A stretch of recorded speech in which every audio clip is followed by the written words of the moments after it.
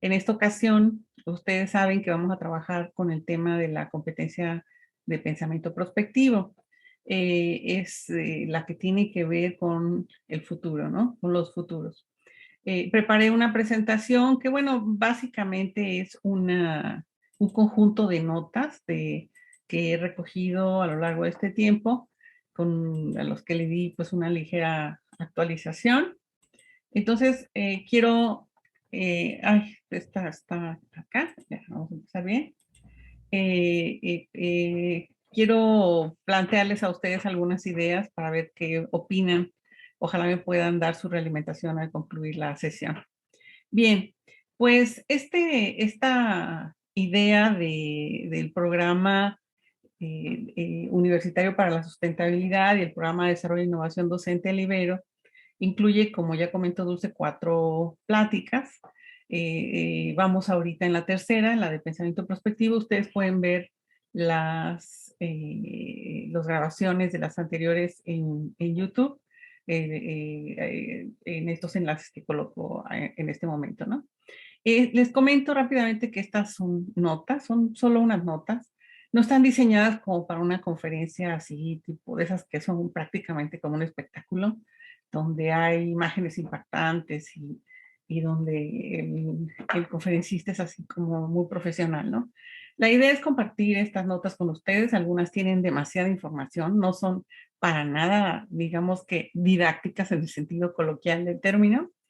Pero mi idea es esa, nada más, compartirlas con ustedes.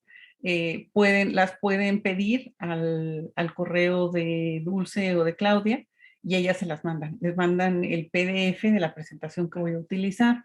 Por si ustedes quieren por ahí dar clic en alguno de los enlaces o en alguna de las referencias, ¿no? Intento colocar todos los créditos posibles y respetar las autorías, pero si alguien detecta algún error, le agradecería mucho si me lo hace saber a mi correo electrónico. Y por supuesto, pues ahí además estoy a sus órdenes, ¿no? El objetivo básicamente es reflexionar sobre el desarrollo del pensamiento prospectivo en educación superior, es decir, en la educación, en la formación profesional, frente al desafío de la sustentabilidad, así como sobre sus implicaciones pedagógicas. Y eso significa primero revisar un poco los conceptos de futuros, pensamiento prospectivo y sostenibilidad, y qué es el pensamiento prospectivo con un poquito más de detalle, y qué implicaciones tiene eso para nuestra tarea docente, para los currículos de las instituciones de educación superior, ¿no? Esa es la idea hoy. Entonces, comenzando con la primera parte, pues aquí vienen estas primeras notas. Ustedes recordarán ya desde la primera y segunda oportunidad que tuvimos de platicar, pues partimos siempre de que estamos en un mundo donde plural, donde las perspectivas sobre la realidad, sobre los futuros, sobre el pasado, son diversas. De ahí desde quien dice que el mundo está mejor que nunca hasta quien dice que pasamos por una enorme crisis de civilización. Como vamos a ver a continuación, pues yo me inclino más por esta segunda, por la idea de que atravesamos por una multicrisis en todas las esferas, tanto en la esfera social como en la económica y la política, ¿no? Hay muchos indicios sobre esto, desde estas tendencias socioeconómicas y de los sistemas terrestres aceleradas con un ritmo nunca visto en la historia de la humanidad ni en la historia del planeta, salvo en momentos de gran catástrofe planetaria, ¿no? O en los momentos de las grandes extinciones. Entonces, es el impacto que ha tenido la especie humana sobre el planeta es tan alto que hay quien que ya se propone llamar a esta era de la evolución de la vida en el planeta como el antropoceno, ¿no? No voy a profundizar en esto, solo quiero marcar de entrada que detrás del planteamiento que vamos a ver hoy hay una visión de crítica, digamos sociocrítica, de la crisis de sostenibilidad por la que estamos atravesando, que abarca todas estas esferas, tanto la económica como la política, la productiva, la social y muchas otras, ¿no? En este contexto, pues además se nos atravesó una pandemia que agravó la crisis por la que ya de por sí estábamos atravesando. Eh, Mostró de una manera muy cruda el sufrimiento y la inequidad por la que atravesamos en nuestro planeta y que en muchos lugares es verdaderamente insostenible, ¿no? En la mayoría diría yo. Y esto, bueno, nos lleva a que los problemas a que nos enfrentan, a que se enfrentan los egresados de la educación superior, como ya hemos dicho, son problemas intrincados. ¿A qué nos referimos? Bueno, como bien dice Bloch y colaboradores, a que los problemas a los que se enfrentan nuestros egresados son problemas que tienen que ver con que los hechos son inciertos, los valores están en disputa, las apuestas son altas y las decisiones son urgentes. Y en ese contexto tenemos que tomar decisiones profesionales, decisiones personales sobre nuestra vida y decisiones ciudadanas, es decir, sobre nuestra participación, nuestro grado de involucramiento en las decisiones que afectan el bien público. Entonces, el planteamiento básico aquí es que para poder afrontar esos desafíos de la sostenibilidad requerimos un conjunto de capacidades, le llamamos competencias, pero desde una conceptualización crítica de la noción de competencia, que no viene del verbo competir, viene del verbo competer. Ustedes pueden consultarlo en el diccionario de la lengua española. Entonces, esta competencia vista desde una perspectiva crítica, estas competencias incluirían la competencia propiamente de pensamiento crítico, la competencia de pensamiento sistémico, la competencia de pensamiento prospectivo que vamos a ver hoy, la competencia estratégica, la competencia de liderazgo y la competencia ética. A lo largo de estas charlas vamos a ver las tres primeras y la última, y las otras dos por ahí van a quedar medio enlazadas a través de algunas cosas, ¿no? De algunas ideas. Quizás en el futuro, y aquí va a depender sobre todo del Ibero, podamos desarrollar las otras dos competencias un poquito más, ¿no? Bueno, aquí la cuestión es por qué vamos a hablar de futuros. En realidad lo que ocurre es que construir un futuro sostenible es un desafío clave de la sostenibilidad. No existe ningún discurso de la sostenibilidad que no esté amarrado al futuro o a los futuros. Ahorita vamos a ver por qué en plural. Desde el informe Brundtland, cuyo título formal era Nuestro futuro común, hasta los últimos reportes de la Conferencia de las Naciones Unidas sobre Desarrollo Sostenible en Río de Janeiro, Río +20 en 2012, el futuro que queremos, incluyendo, por supuesto, la contrapropuesta del Foro Social Mundial, que se llama Otro futuro es posible, y la Agenda 2030, que está lanzándonos un conjunto de metas hacia un futuro para el que ya solo restan 8 años, pero que está allí con una mirada prospectiva de cómo las Naciones Unidas, a través de distintos órganos de construcción de consensos, consideran que puede mirarse en términos de metas ese futuro, ¿no? Bueno, por eso es importante hablar de futuros, pero por otras razones también. Leyendo yo este libro del futuro comienza ahora, que es verdaderamente inspirador, de Boaventura de Sousa Santos, bueno, esto viene a propósito de la conferencia magistral que dio cuando se celebraron los 20 años de Complexus, aquí organizada por la Ibero y el Complexus. Se la recomiendo, está grabada en el sitio web. Él alude en su conferencia a un libro, a este libro del futuro comienza ahora. Me puse a buscarlo, por fin lo conseguí y lo pude leer. Bueno, pues él dice lo siguiente: desde hace 40 años, el mundo vive dominado por la idea de que no hay alternativa a la sociedad actual. Cada vez que uno habla de futuros diferentes, futuros posibles, la gente nos contesta de una manera peyorativa: eso es utópico, eso no es práctico, eso no es posible. Bueno, eso está generalizado, ¿eh? Al modo en que está, que no hay una alternativa a la sociedad actual, al modo en que está organizada y en que organiza nuestras vidas, nuestro trabajo y la falta de este, nuestro consumo y el deseo de este, nuestro tiempo y la falta de tiempo, nuestra vida social y la resaca y la soledad que tantas veces nos causa la inseguridad del empleo y el desempleo, el desistimiento de luchar por una vida mejor ante la posibilidad siempre inminente de que la vida empeore. Este bloqueo de alternativas se dio en paralelo con la idea de que eso era la plena realización del progreso. Lo que quedaba atrás era mucho peor y lo que había por delante sería, en el mejor de los casos, más de lo mismo o incluso peor. Entonces, el futuro estaba aquí y si nos obstinábamos en buscarlo en otro lugar, tendríamos una sorpresa muy desagradable.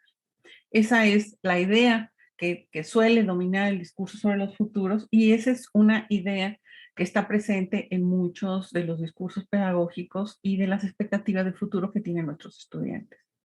Es esta soledad, esta tristeza. Sabemos exactamente en qué momento nos encontramos. Nunca habíamos tenido tanta información respecto a lo que ocurre, tanto de buena calidad como de mala calidad. Sabemos en este momento que nos encontramos exactamente aquí, tenemos un montón de información de en dónde nos encontramos y cómo está la situación, pero no alcanzamos a ver un horizonte que nos dé esperanza, que nos permita caminar hacia adelante y encontrar futuros distintos. ¿Hacia dónde vamos? El futuro comienza ahora, dice Boaventura de Sousa en el mismo libro que ya cité. Este libro, dice él, fue escrito entre el miedo y la esperanza. Tal como uno y otra nos confrontan a principios del siglo XXI. El presente terminó sin darnos cuenta. Como nos enseñó Eric Hobsbawm, los siglos nunca comienzan el 1 de enero del primer año de cada nuevo siglo. Comienzan cuando imprimen su marca en el mundo, es decir, cuando inscriben su aura o su trauma específico en los cuerpos de vastos sectores de la población en diferentes partes del mundo. Cerca de nosotros, el siglo XX comenzó con la Primera Guerra Mundial y la Revolución Rusa. El siglo XXI vio su primer signo de vida en 2008 con la crisis financiera global. Pero eso fue una falsa alarma. El siglo XX se mantuvo vigente algunos años más. El nuevo siglo comienza ahora, en 2020, con la pandemia y pase lo que pase. Entonces, el planteamiento que hace Boaventura de Sousa en este libro, que yo le recomiendo muchísimo, es que la pandemia marca el inicio del siglo XXI y con ello quizás la posibilidad de poder ver ya futuros alternativos por la magnitud de la crisis que mostró con toda crudeza, ¿no? Entonces, cuando estamos entre el miedo y la esperanza y hablamos de los futuros, ¿de qué estamos hablando? Bueno, de los futuros como territorios de incertidumbre, de contingencia, de indeterminación, de ignorancia, de que la única cosa segura es la muerte. Pero también son territorios de posibilidades, de alternativas, de oportunidades, de creatividad y compromiso. No se trata de ver el futuro de una manera ingenua, se trata de ver el futuro desde una perspectiva política, desde un posicionamiento político, como ese espacio donde podemos juntos, como ciudadanos y ciudadanas, construir un futuro sostenible, ¿no? Entonces, como bien dice Galeano en su poema, la utopía está en el horizonte, camino 2 pasos, ella se aleja 2 pasos. Y el horizonte se corre 10 pasos más allá. Entonces, ¿para qué sirve la utopía? Pues para eso, para caminar, ¿no? Esa es la idea que subyace, que está presente en el pensamiento prospectivo. La construcción de visiones de futuro, la construcción de escenarios, de imágenes o narrativas sobre el futuro, sirve para eso, para movernos, para caminar juntos con una orientación común. Esa es la idea. Y gracias a eso que podamos construir un mundo distinto, un mundo sustentable, un mundo sostenible, donde podamos vivir bajo los principios de la equidad, la justicia, la libertad, entre otros, ¿no? Quiero mostrarles un ejemplo rápidamente de qué consiste este pensamiento de futuro. Este es un estudio que se publicó en el Reporte Geo en 2002, que como ustedes saben publica el Programa de las Naciones Unidas para el Medio Ambiente. Este reporte Geo presentó un ejercicio para pensar el futuro, donde mostró un conjunto de mapas sobre el estado de la biosfera en el año 2002 y no proyectó, sino construyó 4 escenarios respecto al futuro. ¿Cómo se vería la biosfera en 4 distintos escenarios de carácter económico, político, social y cultural? Hacia dónde los cambios, las tendencias que se veían desde el año 2002 nos podrían permitir estimar, simular, porque lo hicieron a través de una investigación muy profunda respecto al estado de la biosfera en ese año y utilizando herramientas de prospectiva basadas en proyecciones y en muchas otras cosas respecto al estado de la biosfera, ¿no? Entonces, los mapas que nos ofrecen nos muestran aquí, por ejemplo, el estado de la biosfera en el año 2002 y Nos dicen, bueno, en el primer escenario donde los mercados están primero, no voy a leer todo, voy a leer solo el primer párrafo. ¿Cuál es ese escenario? Pues dice el reporte, un mundo en el que los acontecimientos impulsados por el mercado convergen en los valores y las expectativas que prevalecen en los países industrializados. Bueno, en el escenario de ese mundo, ¿cómo se encontraría la biosfera 20 años después? ¿Cuál sería el estado de la biosfera 20 años después? Y esto es lo que encuentra. A mayor oscuridad, mayor impacto y daño en los ecosistemas, en los biomas y en general, por supuesto, en la biodiversidad y en el planeta, en la vida sobre el planeta. Obviamente aquí solo están mapeados los impactos en las superficies terrestres, no están mapeados los impactos en los océanos, pero tendríamos que imaginar que la cosa va más o menos por ahí. Si por otro lado es un mundo donde las grandes disparidades en el que prevalecen la desigualdad y el conflicto, producto de tensiones socioeconómicas y ambientales, ¿cómo se vería la biosfera 20 años después? También la biosfera terriblemente impactada, muy fragmentada. Ustedes pueden ver todos los procesos de deterioro y también los procesos de fragmentación y por supuesto pues de daños irreversibles.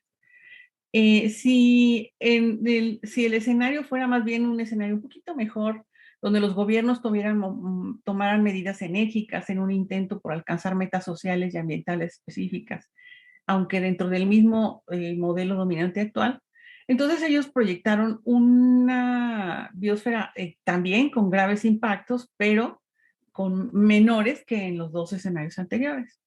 Y finalmente un mundo en el que surge un nuevo paradigma, el escenario 4, el escenario de la sostenibilidad, en respuesta al desafío de la sostenibilidad respaldado por instituciones, ciudadanía y valores nuevos y más equitativos. En este caso, en el escenario 4, los impactos seguían creciendo, es decir, la biosfera se sigue viendo afectada, pero en menor medida que en los escenarios anteriores. Si queremos compararlo, los podemos ver aquí. Aquí tenemos el escenario del año 2002 y acá el escenario de los mercados primero, la seguridad primero, las políticas primero y la sustentabilidad primero. De esto se trata el pensamiento prospectivo, de imaginar posibles futuros, de encontrar cuáles son aquellos que consideramos deseables, plausibles, posibles, y a partir de ahí comenzar a guiar nuestra toma de decisiones en el presente y las estrategias de transición que requerimos para alcanzar ese futuro. Entonces, pensar la sustentabilidad de forma prospectiva tiene varios efectos, varias ventajas, o digamos, es el papel que tiene la prospectiva en la sustentabilidad. Primero nos permite entender el sentido de largo plazo que tienen nuestras acciones en el corto plazo y de nuestras urgencias. Tomamos decisiones urgentes, vivimos en un mundo contingente, en un mundo acelerado donde las contingencias son cosa de todos los días y tenemos que tomar medidas, decisiones inmediatas. Eso está bien, es correcto, así es la vida. La cuestión es hacia dónde nos llevan esas decisiones, si son el primer escalón de un camino hacia la sustentabilidad o si van en otro rumbo. Entonces, pensar la sustentabilidad de forma prospectiva nos ayuda a darle ese sentido de largo plazo a nuestras decisiones de corto plazo.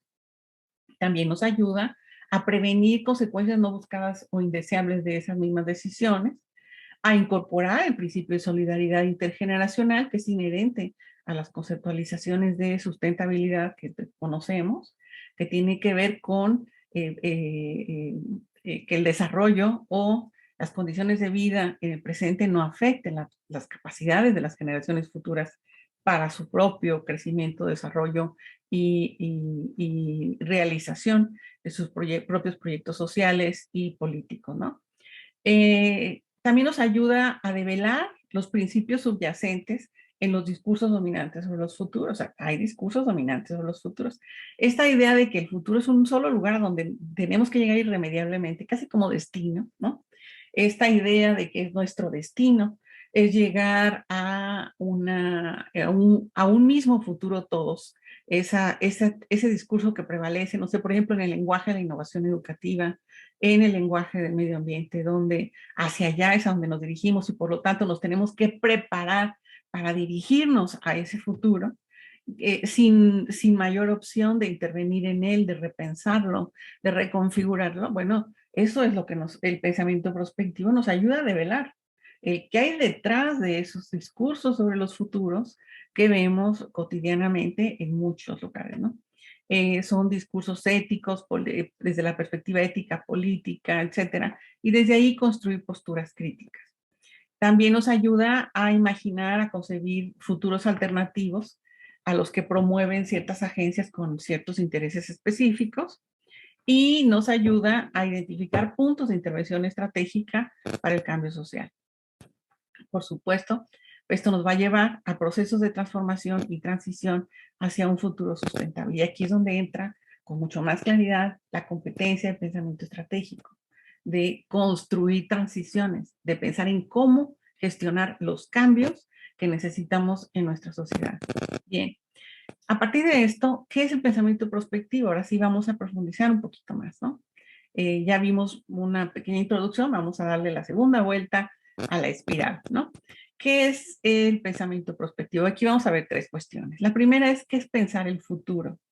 Pensar el futuro, dice los autores que estoy citando aquí, Lucian Holcher, dice, el pensamiento del futuro en diferentes grados y en diferentes formas se encuentra en animales humanos y no humanos, pero se cree que estos últimos no tienen capacidades de meta representación. Bien, aquí en esta fotografía está Conflace, es una de mis tres hijas gatunas. Ella se para en esa puerta y me mira porque está esperando a que yo la cruce. Se está anticipando mis movimientos. Ella sabe que voy a pasar por ahí y se espera ahí, así acomodadita, esperando a que yo pase por ahí porque ella va a pasar más rápido que yo y se va a adelantar para meterse porque sabe que a veces no quiero que entre ahí, ¿no? Atrás de esa puerta está mi computadora y no me gusta que se coman los cables, entonces pues ahí está, pero entonces ella se está anticipando a mis movimientos. No es solamente un reflejo condicionado, no es un condicionamiento, porque no depende propiamente de un estímulo, sino que ella ya sabe que eso puede ocurrir.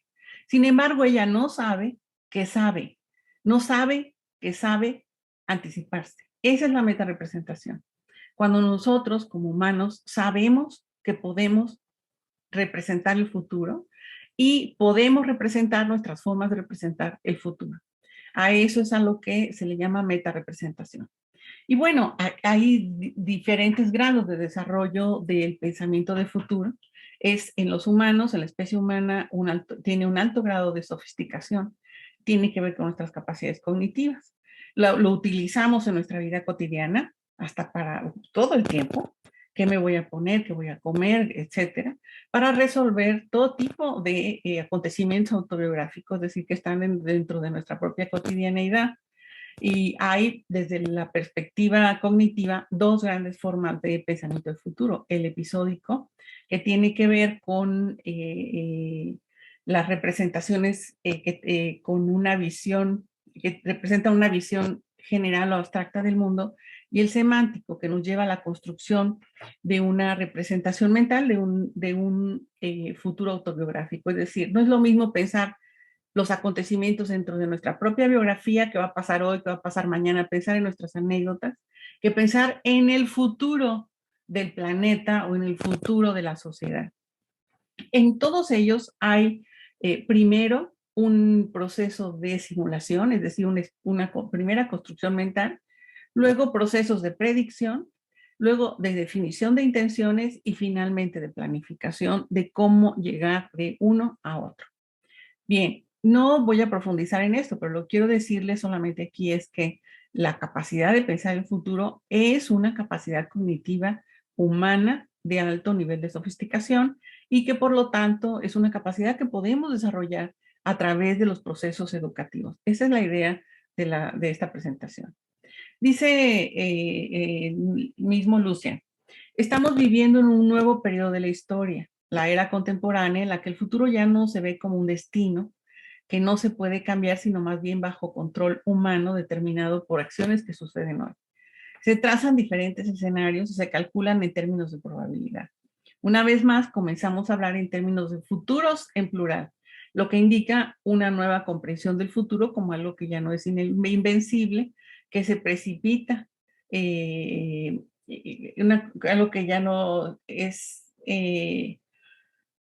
perdón, lo que indica una nueva comprensión del futuro, que ya no es invencible, que se precipita a través de nuestro presente, sino como un producto de la elección humana y sujeto al modelado humano. Esta idea es la idea básica de la prospectiva.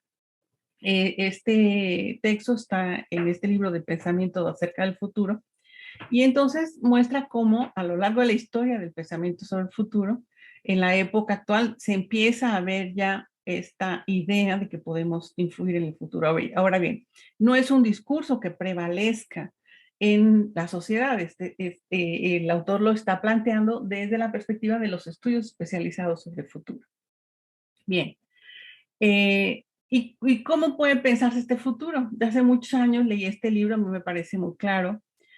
Podemos ver el futuro como destino, ¿no? Así es, ustedes recordarán cuando uno le decían, es que tú estás destinada a hacer tal cosa, ¿no? Es ese futuro que acontece fatalmente, que no se puede modificar, que es independiente del ser humano y que no se puede conocer. Es como cuando uno pide que le adivinen, que le lean la mano o que le adivinen el futuro en una bola de cristal, pues está concibiendo el futuro como destino. El futuro ya está ahí y por lo tanto no se puede mover y por eso es susceptible de ser adivinado, ¿verdad? Eh, no se puede modificar, pero sí se puede conocer. Este es el futuro como desciframiento. Y el futuro como porvenir, es decir, algo que está por suceder, no necesariamente con conexión en la realidad actual, pero explora muchos futuros posibles en un ejercicio de imaginación. Esto ocurre mucho en el arte, en el cine, en la literatura, en las artes plásticas. Y el futuro como devenir es esta idea del proceso encadenado, pasado, presente, futuro, donde es factible conocer inteligentemente las opciones de futuros posibles y tomar decisiones hacia ellos. Cuando hablamos de pensamiento prospectivo, estamos hablando de una manera de pensar el futuro. No es la única. Aquí están tres formas y algunas otras hay de pensar el futuro. Entonces, el pensamiento prospectivo se inserta en esta tercera, de que somos capaces no solo de imaginarlo y de pensarlo, sino de intervenir y de tomar decisiones para llegar a él, ¿no? Pero esto va a depender mucho de las situaciones, del tipo de situaciones desde las que estamos pensando el futuro. Pueden ser situaciones de baja complejidad o de alta complejidad y pueden ser situaciones de baja determinación o de alta determinación. Las de baja determinación son aquellas donde las relaciones de causa-efecto están muy claras. Sabemos que A ocasiona B y por lo tanto no hay problema porque podemos entender las consecuencias de una decisión con toda claridad. En cambio, las condiciones de indeterminación son donde las relaciones de causa-efecto o no están claras o son tan intrincadas o incluyen tantas variables que es muy difícil saber así, la ciencia cierta, entre comillas, hasta dónde pueden llegar las consecuencias de nuestras acciones. Bien, entonces, desde esta perspectiva, podríamos ver distintos tipos de situaciones. Situaciones de baja complejidad y baja indeterminación, que son situaciones de certeza. Yo podría decirles, yo hoy voy a comer una ensalada. Esta es una situación de certeza, a menos que ocurra algo inesperado, ¿no? Eh, cuando tenemos una situación de baja indeterminación, es decir, conocemos las causas y los efectos, pero de alta complejidad, entonces tenemos una situación de riesgo. El riesgo se puede calcular. Por esa razón, el riesgo se puede calcular. Se puede estimar, en cierto modo, la magnitud del riesgo que existe en ese futuro. En cambio, cuando tenemos una situación de baja complejidad, pero de alta indeterminación, podemos decir que es una situación de incertidumbre. Y cuando las dos cosas se presentan con alta complejidad y alta indeterminación, entonces tenemos situaciones, tenemos futuros ambiguos, ¿no? Esto nos lleva entonces a qué tipos de futuros se presentan en cada una de estas situaciones. Cuando tenemos una certeza de cómo funcionan las cosas, nada más hay un futuro posible. ¿Por qué? Porque en el que podemos pensar, vamos a decirlo así. ¿Por qué? Porque conocemos cómo se van a desencadenar los hechos, ¿no? Cuando tenemos un futuro de riesgo, entonces sí hay futuros alternativos, el A, el B o el C. Pero conocemos más o menos en qué probabilidad se pueden dar cada uno y cuál puede ser su impacto. Vamos a ver más adelante un ejemplo de una construcción de un escenario en estas condiciones. Cuando tenemos situaciones de incertidumbre, entonces podemos pensar en distintos futuros posibles. Y cuando pensamos en situaciones de ambigüedad, ya estamos hablando de futuros inciertos. No solamente pensamos en los futuros que son posibles, sino que tenemos que echar mano de futuros, otro tipo de futuros, para poder enriquecer esa visión de futuro y jugar, movernos de entre esa tremenda ambigüedad de la situación. ¿Y qué tipo de intervenciones van a requerir? Aquí ya estamos más bien en la competencia estratégica. Pues van a requerir, si tenemos una certeza y conocemos más o menos cuál es el futuro, pues entonces requerimos un plan normativo, es decir, un plan con acciones y metas y van a ocurrir y se dan. En cambio, cuando tenemos un futuro futuros alternativos en una situación de riesgo, pues requerimos más bien un plan que esté regido por pautas, por principios, por patrones, ¿no? Cuando hablamos de condiciones de incertidumbre y varios futuros posibles, estamos hablando de proyectos flexibles. Y cuando hablamos de situaciones de ambigüedad, pues ahí lo que nos queda es la visión estratégica, la visión la prospectiva, para poder imaginar esos futuros y las consecuencias que van a tener nuestras decisiones y por lo tanto las medidas que podemos ir implementando en su alcance, ¿no? Para alcanzarlos. Entonces, para cerrar esta primera parte sobre los futuros, tendríamos que decir que el futuro es un campo de opciones abiertas. No los voy a leer todos, aquí les voy a dejar. Nomás les voy a hacer, a marcar algunas cuestiones. Está lleno de tensiones permanentes entre lo posible, ¿no? Lo imposible, los distintos discursos, en qué medida se pueden conocer o no, etcétera. Tenemos que tener una actitud modesta de constante aprendizaje y, por supuesto, pensar el futuro implica una concepción ética. ¿Por qué? Porque los futuros deseables van a estar marcados por nuestros valores, por los valores, los principios, las aspiraciones que guían esa imaginación nuestra sobre la manera como se configura esos futuros, ¿no?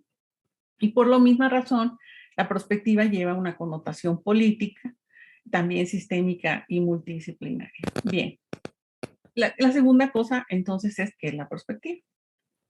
La prospectiva es ya un proceso sistemático y participativo de recopilación de inteligencia futura, dice este manual del Programa de las Naciones Unidas para el Desarrollo, y que permite una construcción de una visión a mediano y largo plazo destinada a posibilitar la toma de decisiones actuales y a movilizar la acción conjunta. Este último punto es muy importante porque en la construcción de escenarios de futuro o en la construcción de imágenes, visiones o narrativas de futuro, vamos a, en la medida en que esto sea de forma participativa, de forma colectiva, vamos a poder lograr compartir la importancia de ese futuro, su significado en nuestro presente y lograr acuerdos sobre los mecanismos de transición.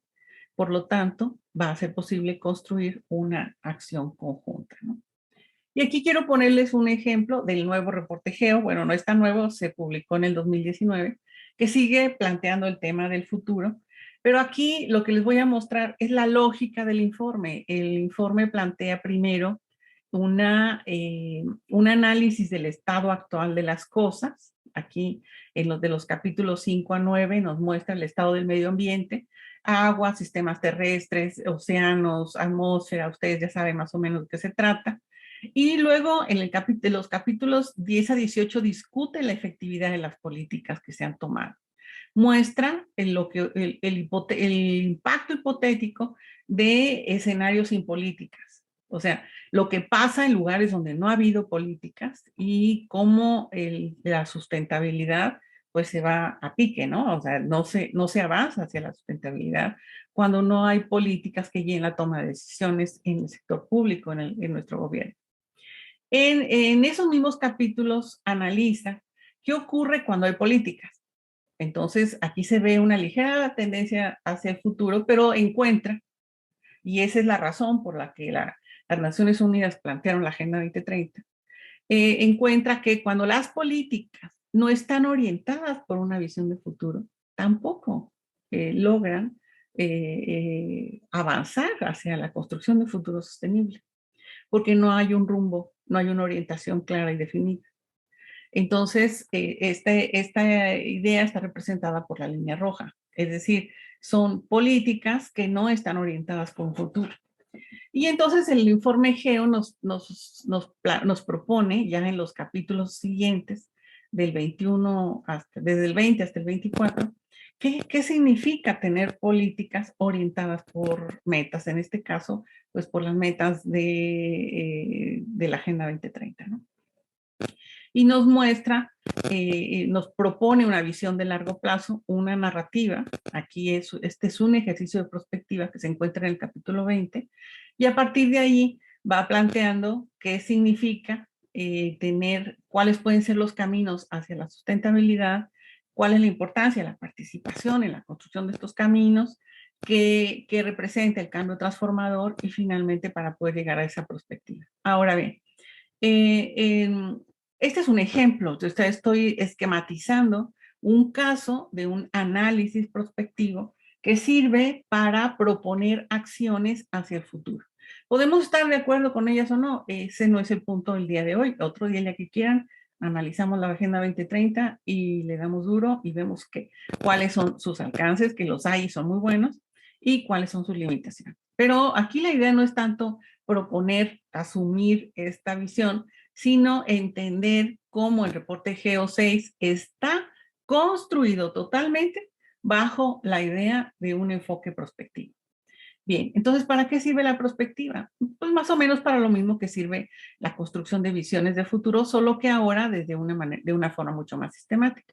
Para reconocer los factores de cambio que están incidiendo en una realidad, para prever decisiones alternativas, para encontrar convergencias en esas expectativas y, como ya vimos, provocar la acción colectiva, ¿no?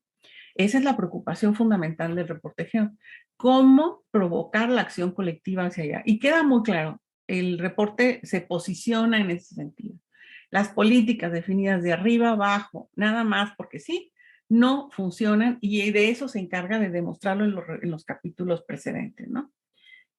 Bien, para el sector público la prospectiva tiene una función, muchas funciones muy importantes. Aquí Medina y Ortega la resumen en la función de comprender la realidad, de enfrentar la incertidumbre, de estimular la innovación, porque pensar en futuros estimula la innovación no solamente en esa imagen de futuro, sino también en las medidas de transición. Nos permite además comprender más sistémicamente el mundo y, como ya vimos, organizar la acción colectiva. Bueno, hay muchos métodos para hacer prospectiva, no los vamos a profundizar aquí, pero este diamante de la prospectiva que aparece en mucha de la literatura sobre prospectiva cada vez más, nos muestra cómo entran en juego cuatro grandes capacidades, ¿no? La creatividad para imaginar futuros, la capacidad de manejar evidencia para documentar aquellas cosas que se pueden documentar, el expertise, es decir, el conocimiento del asunto sobre el que se está trabajando la prospectiva, y la interacción, es decir, la necesidad de asumir enfoques colaborativos y de trabajar en equipo, ¿no? Bueno, los distintos tipos de prospectiva, de metodologías para prospectiva que vemos aquí, se acerca más a una esquina o a otra del diamante. Dependiendo del tipo de situaciones en las que nos encontremos, de la escala, de su complejidad, de su indeterminación, los ejercicios de prospectiva podrían requerir métodos mucho más, por ejemplo, rigurosos en términos estadísticos, por ejemplo, análisis multifactorial o extrapolación de indicadores, etcétera, o podrían requerir métodos mucho más creativos, como juegos de simulación, escritura de narrativas de escenarios, etcétera, ¿no? Entonces, dependiendo del tipo de prospectiva que queremos hacer, las metodologías que podemos utilizar son muy variadas. Hay mucho material sobre esto, desde las cualitativas hasta las cuantitativas, como se muestra aquí abajo, ¿no? Yo voy a ponerles a continuación algunos ejemplos de prospectiva. Pero antes vamos a ver qué son los escenarios. Ya, los escenarios son una manera de representar la prospectiva. No es lo mismo prospectiva que escenarios. Cuando hacemos escenarios estamos haciendo ejercicios de prospectiva, pero los ejercicios de prospectiva se pueden hacer a través de otras cosas y no solamente de escenarios. Bien. ¿Qué son los escenarios? Los escenarios son descripciones hipotéticas de viajes a futuros probables. Ándale, vamos a viajar hacia el futuro. Exploran diferentes resultados y ayudan a priorizar los factores más importantes. No son predicciones ni adivinaciones. O como dice Godet, son medios de representación de una realidad futura que solo adquiere credibilidad y utilidad si se respetan estos 4 criterios. Bueno, ok. Entonces, esos son los escenarios. Y en el manual de prospectiva del programa de las Naciones Unidas para el Desarrollo que les comenté hace rato, se muestra este esquema que a mí me parece muy didáctico, ¿no? Tenemos por un lado el futuro proyectado. Es el futuro por defecto, es el futuro, es la línea base extrapolada. Es lo que está ocurriendo hoy hacia adelante, lo de siempre. Las cosas van a seguir igual.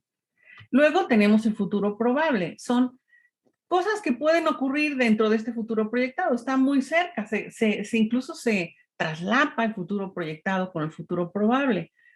Puede haber algunos cambios, como por ejemplo, ¿qué tanto representó un cambio a las formas de enseñanza y aprendizaje en la educación, la llamada docencia de emergencia?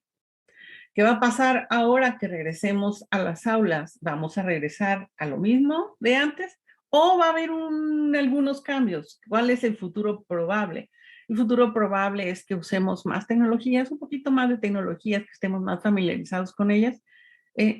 Pensemos en eso, ¿no?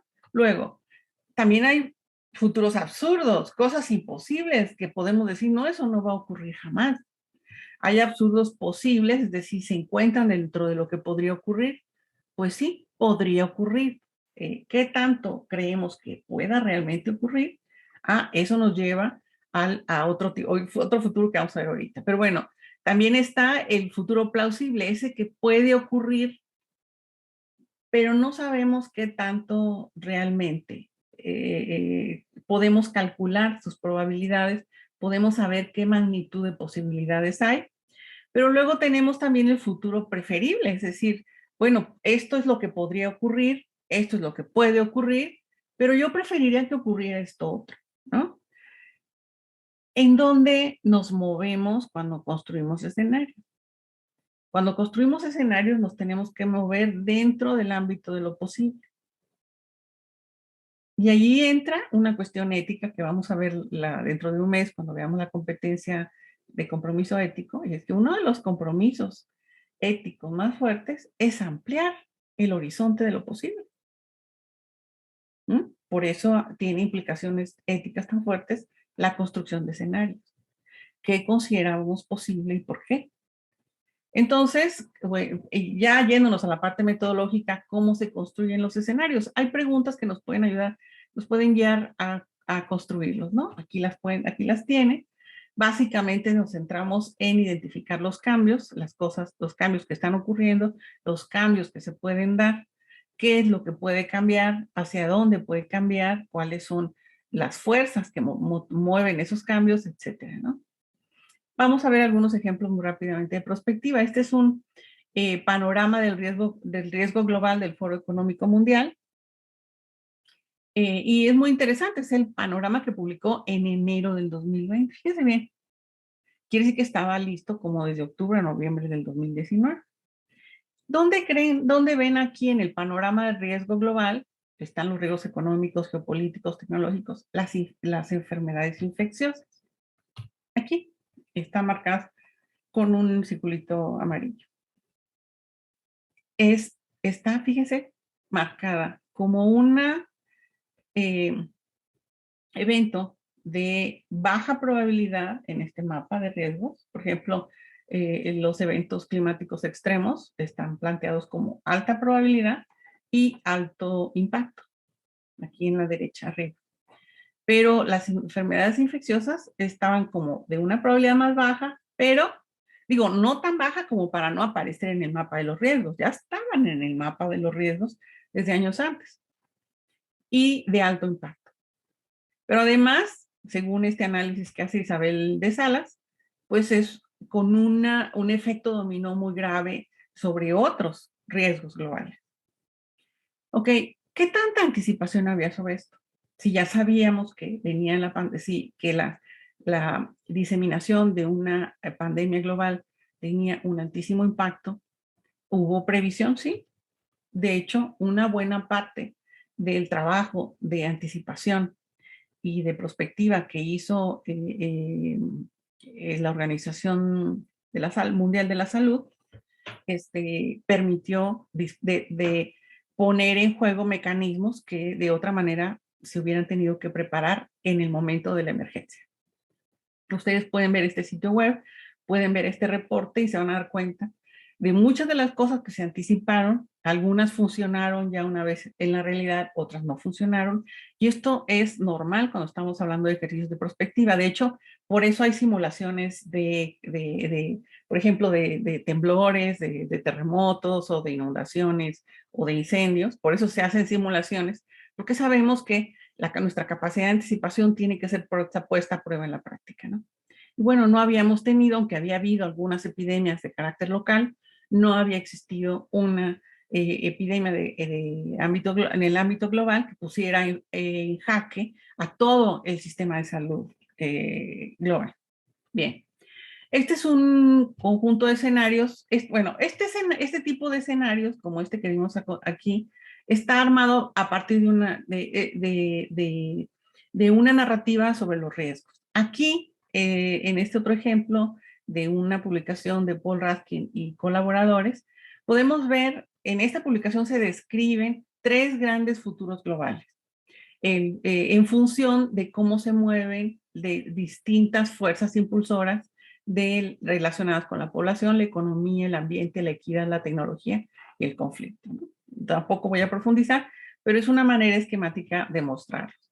O estos 4 escenarios globales que están en el reporte de Roland Berger, una organización que genera este reporte de escenarios globales, los 4 nuevos formas de ver el futuro en función de cuáles son las fuerzas que están moviéndose y de cuál es la intensidad del cambio, ¿no?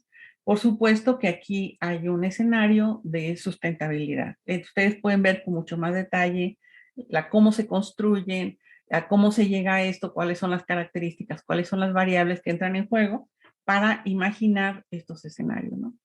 Este reporte son 4 escenarios sobre el comportamiento de la economía futura en la Unión Europea en función de si hay un apoyo fiscal hacia la sostenibilidad o no, y de qué tan individualista o colaborativa se plantea la política económica. Aquí tenemos 6 escenarios sobre el sistema escolar. Yo les recomiendo mucho este reporte de la OCDE, porque parece que fue escrito ayer, ¿no? Y lamentablemente, pues uno más bien se encuentra, cuando analiza el sistema educativo actual, pues se encuentra en los escenarios más indeseables. Y este es un ejemplo de la construcción de escenarios desde una perspectiva cuantitativa, del impacto de las medidas que se tomen en el sistema alimentario global sobre el cambio climático. Es un artículo muy interesante que evalúa cómo juegan distintos tipos de dietas, de manejo de pérdidas y desperdicios, de cambios tecnológicos, de vías de desarrollo socioeconómico en la emisión de gases de invernadero, en el uso de la tierra, en el uso de agua dulce, en la aplicación de nitrógeno, en la aplicación de fósforo. Sobre todo porque sus conclusiones son muy interesantes, ¿no? Los escenarios de verdadera sustentabilidad son muy restringidos y desde esta perspectiva, pues dependen de cambios muy profundos en el sistema alimentario global. No voy a profundizar en eso porque eso no es el tema. El tema hoy es prospectiva. Y para finalizar, quiero ver algunas implicaciones en la formación profesional. No voy a leer aquí toda la cita, pero lo que quiero señalar aquí nada más es esta idea de que hay tendencias que plantean un cierto futuro dominante en la educación, ¿no? Hay una tendencia a tratar el futuro como un paisaje, nada más en la toma de decisiones racionales o un intento de colonizar el futuro produciendo visiones más correctas y otras formas de ver el futuro. Lo que Kerry Fraser nos recomienda, nos plantea es que tenemos que ver el futuro de distinta forma. Tenemos que ir más allá de esos futuros que nos venden, de esos futuros de los que nos convencen y abrir la puerta a nuevas orientaciones hacia el futuro. Es esta escuela que construye un futuro, que esta es una diapositiva, la primera parte la compartí en el Facebook hace unos días, de pensar en las escuelas como laboratorios para explorar y construir futuros. Es una escuela que toma en serio su responsabilidad con los estudiantes, contribuye con ellos a pensar el futuro, no solo el futuro global, sino sus propios futuros. Y esto es fundamental en una era en la que la esperanza se pierde cada vez más y sobre todo en los jóvenes, ¿no? Entonces, el papel de la educación ambiental en los futuros, pues primero es que podemos impulsar las capacidades de pensamiento prospectivo, el desarrollo de capacidades colectivas, la reflexión crítica y la resiliencia ante los procesos de cambio, la reflexión sobre las visiones, la esperanza, la responsabilidad y la utopía, la construcción de escenarios alternativos hacia la sustentabilidad y, sobre todo, y esta es la idea básica del trabajo de Kerry Fraser, es la capacidad de agencia. Es decir, pensar el futuro nos permite asumirnos como actores sociales en su construcción, ¿no? Y bueno, eso nos lleva a la idea del pensamiento prospectivo como competencia. ¿Qué significa aprender a pensar en términos prospectivos? Bueno, hay varias propuestas. Ya vimos la vez pasada también la propuesta de Murga Menoyo sobre competencias. Aquí ella propone este pensamiento anticipatorio y lo funde con el compromiso ético y la responsabilidad. ¿Qué tienen que aprender nuestros estudiantes sobre prospectiva para aprender a pensar los futuros, ¿no? Bueno, pensar, entender las relaciones causa-efecto de los sistemas sociales, económicos, ambientales, políticos, etcétera, y comprender sus efectos a mediano y largo plazo, las consecuencias de los comportamientos individuales y sociales. Y ella propone 3 niveles, desde el aprobado, notable y sobresaliente. Aquí se las dejo por si quieren echarles un ojito. También Vieck y colaboradores, ya hemos hablado mucho ya de la propuesta de este equipo de trabajo. Ellos llaman competencia anticipatoria la habilidad de analizar, evaluar y desarrollar imágenes y marcos de referencia del futuro relacionados con asuntos de sustentabilidad. Y para ellos significaría si un egresado posee la capacidad de pensamiento anticipatorio, entonces es capaz de hacer estas 3 cosas, de construir escenarios, de definir estrategias y de entender cómo su propio trabajo puede evolucionar hacia esos futuros, ¿no? Ellos también plantean ya en un texto más reciente 3 niveles de desarrollo de la capacidad de pensamiento prospectivo, desde un nivel de novato, un nivel intermedio y un nivel avanzado, con diferentes aprendizajes.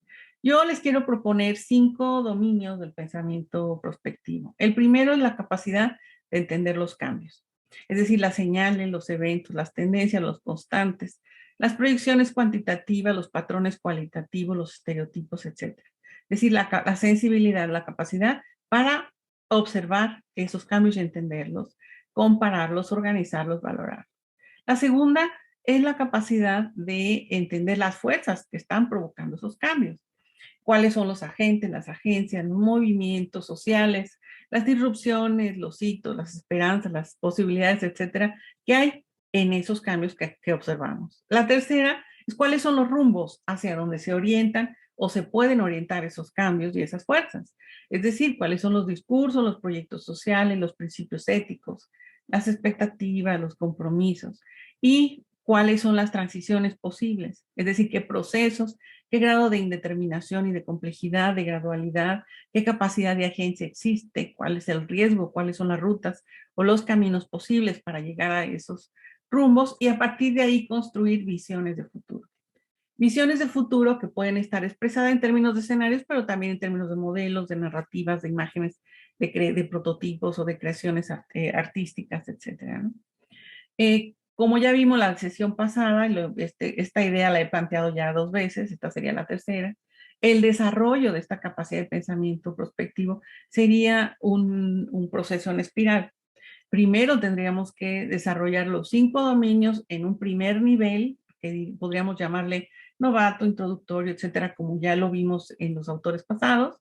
Luego tendríamos que pasar a un segundo nivel, a un tercer nivel y así. Tendríamos que diseñar, tendríamos que tener una cierta claridad de cuáles son las características de cada uno de estos niveles en cada uno de estos dominios.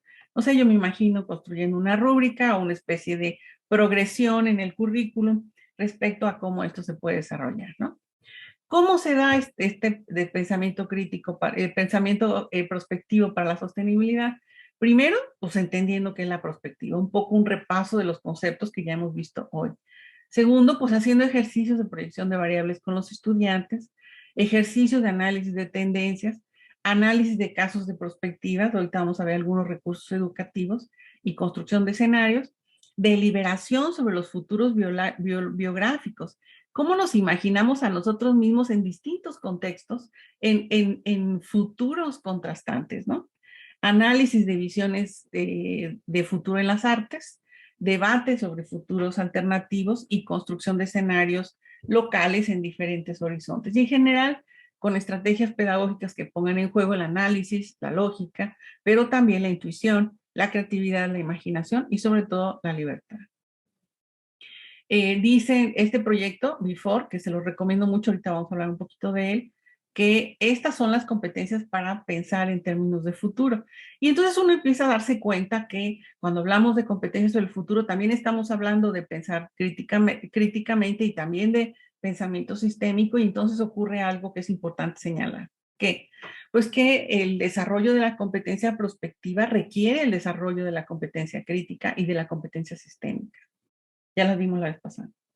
Y también, como vamos a ver adelante, en realidad lo que significa es que hay una estrecha interdependencia en el desarrollo de estas competencias.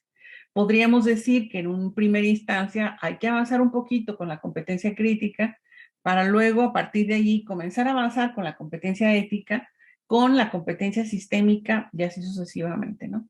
Esto a lo mejor si algún día diseñamos una progresión curricular en términos ideales, digamos, deseables de cómo estas competencias se pueden desarrollar en forma interdependiente, podríamos ver una progresión más o menos de este tipo, donde vamos paulatinamente desarrollándolas todas. Pero en realidad no quiero que nos fijemos con una idea rígida de la planeación curricular, ni con una idea muy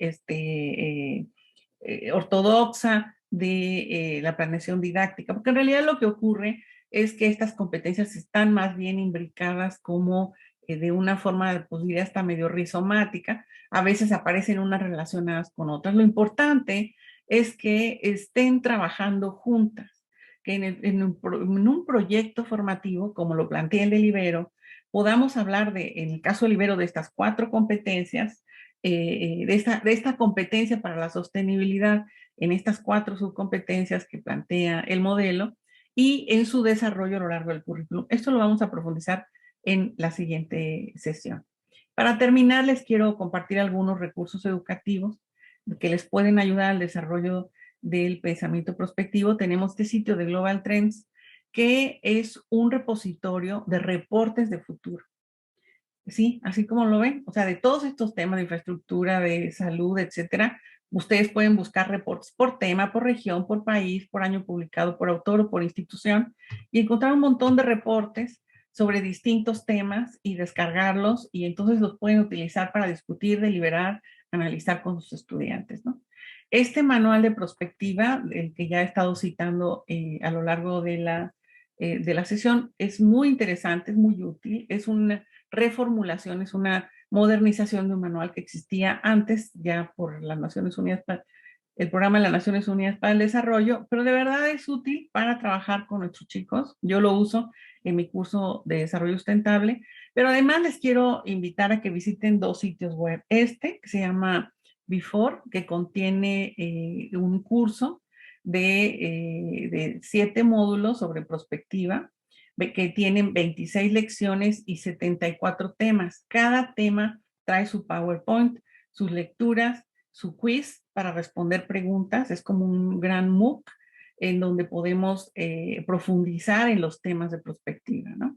O bien entrar a este sitio, este blog de Isabel de Salas, está en español, con temas muy interesantes sobre prospectiva. Todo el blog es sobre prospectiva y es de muy buena calidad el material que ahí nos podemos encontrar. Yo ahí me encontré este manual que les recomiendo hoy, es el de construcción de agencia de cara a la sustentabilidad, a la incertidumbre, y que plantea básicamente esta idea que ya les comenté de cómo pensar esta proliferación de imágenes de futuro que hay hoy en día, que se nos plantea como irremediable, y cómo pensar en alternativas sobre esos futuros. Por supuesto, esto tiene implicaciones muy fuertes en el campo de la sostenibilidad. Trae un ejercicio muy interesante para trabajar con estudiantes a través de una matriz, trae guías de preguntas, trae especificaciones de cómo trabajarlo. Entonces, a mí me gustó mucho como un buen recurso educativo. También ahí me encontré este otro, son formas de ejercer la prospectiva, este se llama la rueda del futuro, para pensar relaciones de causa-efecto y transiciones en el tiempo. Ayuda mucho, a mí me parece que es muy interesante. Bueno, yo con esto cierro, discúlpenme que me tardé un poquito más de lo que me debería haber tardado. Sé que es mucha información, discúlpenme, sé que abuso de su tiempo y de su atención, pero como les dije al inicio, mi intención es compartir con ustedes mis notas y algunas ideas. Sé que es muy rápido, pero básicamente es para que me digan qué piensan, cómo creen que podríamos enriquecer estas ideas. La presentación va a quedar grabada en YouTube. Ustedes pueden regresar a ella y como ya les dije también, pueden pedirle a la maestra Dulce o a Claudia el archivo de PDF por si quieren ver ya con más calma o ir a algún enlace, entonces ya profundizar, ¿no? Les quiero invitar nuevamente a que cuando lo reciban no lo distribuyan, a que visiten este muro de Pinterest donde tengo ya 109 manuales de educación ambiental y para la sostenibilidad. Están indexados, es decir, ustedes dan clic y los lleva al lugar de donde lo pueden consultar o descargar. Ya espero que hoy sea 110 y mañana 111, ya luego van a ver por qué. Y los invito a este MOOC sobre la Agenda 2030 y la competencia sistémica y la competencia crítica que desarrolló Verónica Caraballo Quefelec en la Autónoma de San Luis Potosí. Y con eso, pues cierro y estoy a sus órdenes.